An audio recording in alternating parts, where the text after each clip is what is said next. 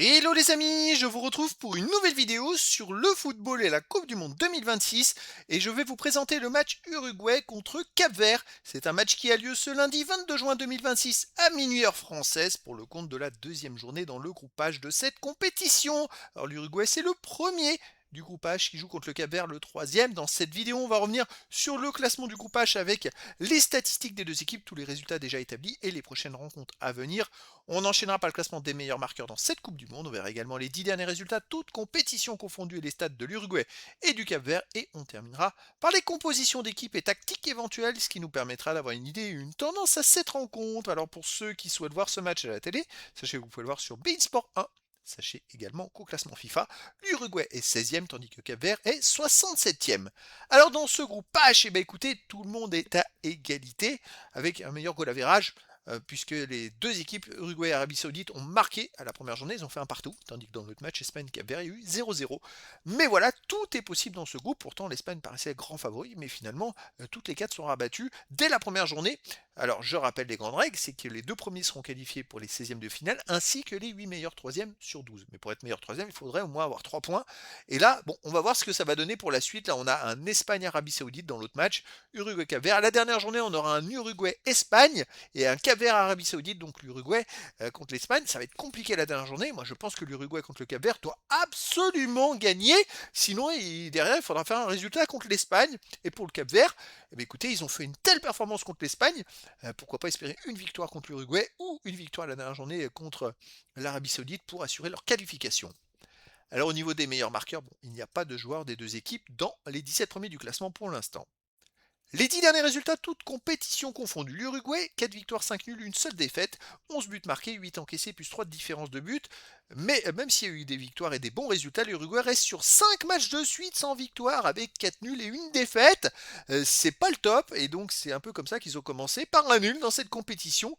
C'est vrai qu'au mois de mars, 2 matchs amicaux contre l'Algérie 0-0, contre l'Angleterre un partout. En novembre 2025, ils ont perdu en amical contre les États-Unis 5-1. Ils ont fait 0-0 contre le Mexique. Et avant, il y avait quand même pas mal de victoires. Mais voilà, là, il y a une baisse de régime. Ils n'ont pas gagné depuis le 13 octobre dernier.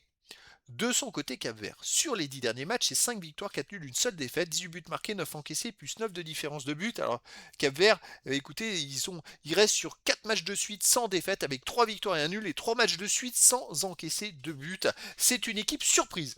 C'est un tout petit pays qui s'est qualifié par la grande porte en éliminant en poule le Cameroun entre autres et c'est vrai qu'on ne sait pas jusqu'où ils sont capables d'aller. Ils ont eu du mal hein, contre l'Espagne au premier match, mais ils ont tenu bon le 0-0. C'est pour ça que dans un autre match, je ne sais pas s'ils sont capables d'aller chercher la victoire ou pas. Malgré tout, quand on voit les derniers matchs, le 6 juin, match amical contre les Bermudes, gagné 3-0, mais surtout le 31 mai, ils ont affronté la Serbie, ils ont gagné 3-0 contre une équipe européenne qui a des bons joueurs. Ils ont gagné 3-0, donc ils ont battu la Finlande aussi en mars dernier 2-1. Écoutez, c'est une équipe, on ne sait pas jusqu'où elle est capable d'aller, ce qu'elle est capable de faire. Un peu surprise, la seule défaite dans ces 10 matchs, c'est contre le Chili, où ils ont perdu 4-2. Mais sinon, contre l'Égypte, un partout, contre l'Iran, il y avait déjà eu 0-0. Donc une équipe qui n'a rien à perdre, qui sort d'un match exceptionnel contre l'Espagne 0-0. Et bah écoutez, l'Uruguay est un peu laborieux en ce moment, mais moi je verrais bien une victoire du Cap-Vert 2-1 contre l'Uruguay. Mais après dans le foot, tout est possible. Au niveau des compositions d'équipe et tactiques pour l'Uruguay, on aurait du 4-4-2 avec gardien Muslera, défense Varela, Caceres, Oliveira, Vina, milieu de terrain Valverde, Ugarte, Betancourt et Arroyo, attaquant Vinas et Nunez. Et pour Cap-Vert, on aurait du 4-2-3-1 avec gardien Vozina, défense Morera, Dinet, Lopez, Cabral, milieu de terrain défensif Duarte et Pina, milieu offensif Elie, Mendes, Montero, Jovan, attaquant Livramento. Donc voilà, le décor est planté entre ces deux équipes et donc je vous donne rendez-vous ce lundi 22 juin 2026 à minuit heure française pour le match de football de la deuxième journée dans le groupage de la Coupe du Monde 2026. L'Uruguay joue contre le Cap-Vert. Voilà les amis, je vous dis à très bientôt pour une nouvelle vidéo.